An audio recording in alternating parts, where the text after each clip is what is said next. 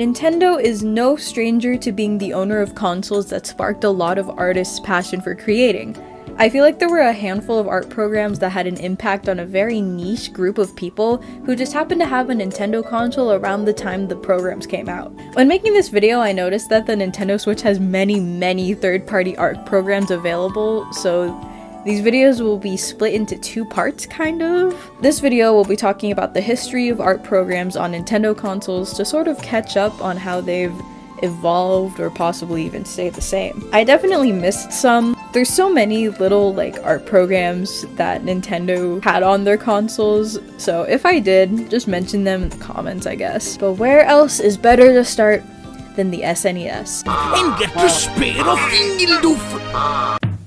I couldn't get this tune out of my head till I heard these flowers, then a heartbeat, and the sound of mushrooms sprouting. It was raining cats and dogs in harmony. Then airplanes hit the high notes. Even the stars came out to play. Hey, I think I just wrote a song. Mario Paint. Draw and make music. Only on the Super Nintendo Entertainment System.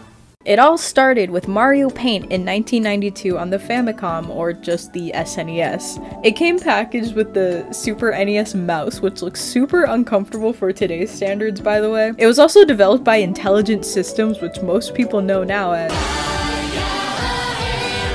and the original developers of Advance Wars. Mario Paint was pretty well received with over 2.3 million copies sold. It was fun, educational, addictive, unique, whatever. It was even apparently deemed one of the best SNES games of all time. You could draw independently, color things in with a coloring book, even animate. All of this on the Super Nintendo with a toaster mouse. When Mario Paint was called an art program, it meant art program. Not only could you create little drawings and doodles, but you could also make art in the form of music. It's a really charming piece of Nintendo history that I actually think is really neat. All of the different sounds you can use are shown as little pixel art thingies that aren't just limited to Mario characters. The whole software looks super impressive to me, so I see why this was greatly praised. Greatly? Why did I write it was so greatly. Okay. As for the drawing part of it, it has all the little crayon colors that any kid could want. It's like the original Mario Paint and its tools, and it's just Mario. Gaming Historian uploaded a good long video about Mario Paint a few years ago. If you haven't seen it, you can check it out after this video though. The Super NES mouse wasn't just limited to Mario Paint, but I found another educational art game titled Acme Animation Factory. Acme Animation Factory was released in November 1994 on the SNES for North America and March 1995 for PAL regions. It's a Looney Tunes themed game software thing. I don't know, but it does have games. You can make your own little cartoons using our favorite loony faces. Why did I say loony faces? There are also other card games like Solitaire and that memory card game that every other kids game had for some cursed reason. It's a pretty basic kids art program and I like it. Is it just Looney Tunes Mario Paint? Maybe. Looking at these from my 2003 born eyes, it reminds me of the Leapfrog art games, which I may actually have to make a video on someday. Moving on, we got Mario Artist for the Nintendo 64 disk drive in 1999. And Peter Griffin glared at me. I'm just gonna call it the N64DD because it's easier. Mario Artist was showcased at Space World 1997 in a showreel. It apparently had a music studio piece in it, and it was mentioned in magazines around this time, but it was never a part of what we actually have as Mario Artist, so it was probably canned later on. Mario Artist is a combination of 3 softwares and 1 internet application that came packaged with another mouse. This one looks a lot nicer and more comfortable to hold. These softwares were titled Paint Studio, Talent Studio, and Polygon Studio. Paint Studio is pretty self-explanatory, but it's a Mario-themed art program where you use the mouse to paint like in Mario Paint.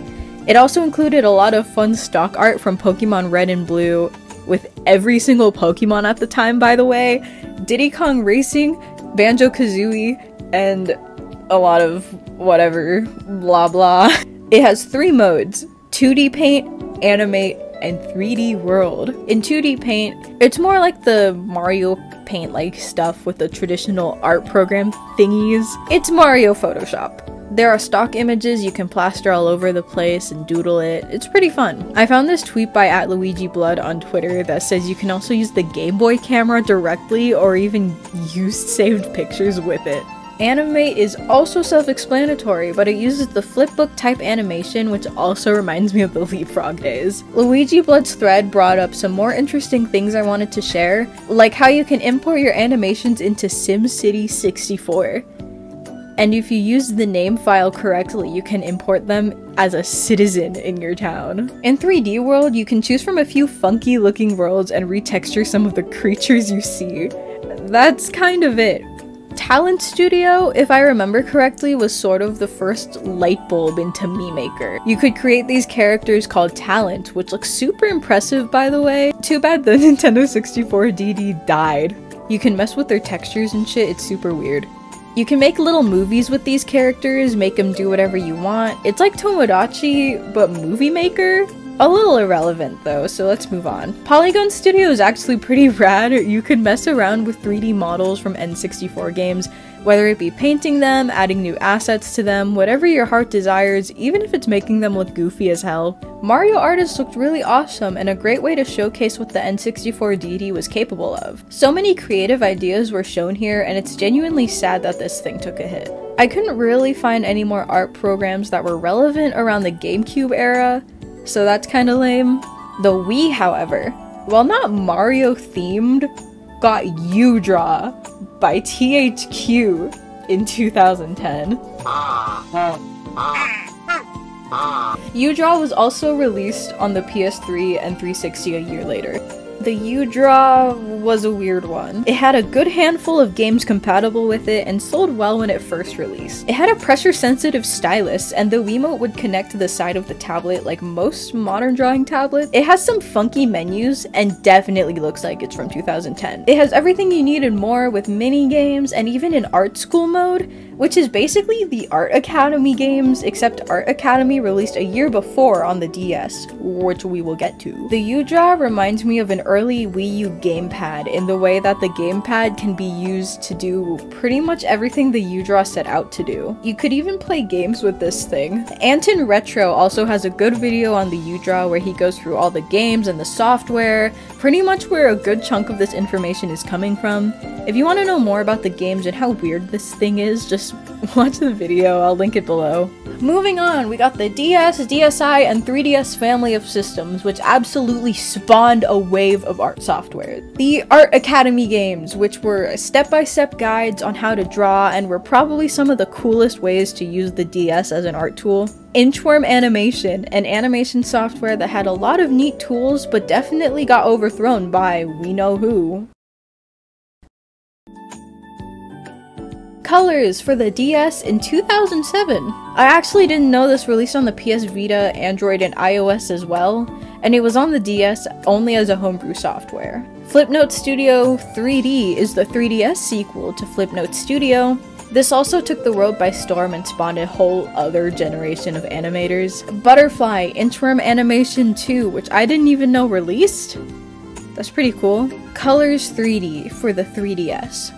If you've been watching my videos, I did make a video about Colors 3D on the 3DS where I tried to follow a Bob Ross tutorial. The video has definitely aged. Hey gamers, welcome back. But if you wanted to check it out, you can. If we want to go really crazy when it comes to other creation tools Nintendo has made, we have Mario Maker, Game Builder Garage, Miiverse, even the Game Boy camera if you want to be really silly about it. Limiting art to just drawing is a topic for a whole other day. All of these were really fantastic softwares, and I feel like the DS family just really sparked something with the art community, and it was definitely because of the little stylus and the touchscreen and just it all lined up pretty much. Art Academy had a shit ton of games, by the way.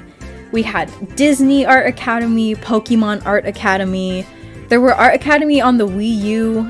What started off as a cute little touch generation game for the original DS really skyrocketed into its whole other niche little series. It definitely had its own following, and I'm surprised there hasn't been any on the Switch yet. Colors on the Nintendo Switch is actually gonna get its own video. this kind of segues into the part 2 of this video that I'm planning. And with that, I think I need to say, we have concluded this video. And I don't really know how to do this little outro, so... I have not successfully recorded a video in so long. I've been trying to make a video for this freaking channel, and nothing, and I mean nothing, has gone as far to be uploaded. As I'm recording this little rant, I don't even know if this is gonna get uploaded, but if it is, hi. I haven't uploaded in 3 damn years because every video I've been trying to make, there's just something I haven't liked about it and I just scrap it. Like, I delete it, it's all gone. I have so many like art time lapses that I've tried to film and they don't work, and I just end up like finishing it on my own. It's just really annoying. But I think this is the one. I haven't even read a script and finished it before, so I have good faith in this video. I think we're gonna make it. My intention is to sort of segue this channel into, while still being like art related, to also try to be like a bit more video game related at the same time. I feel like this video is a good middle ground to where it still appeals to artists and it also appeals to gamers.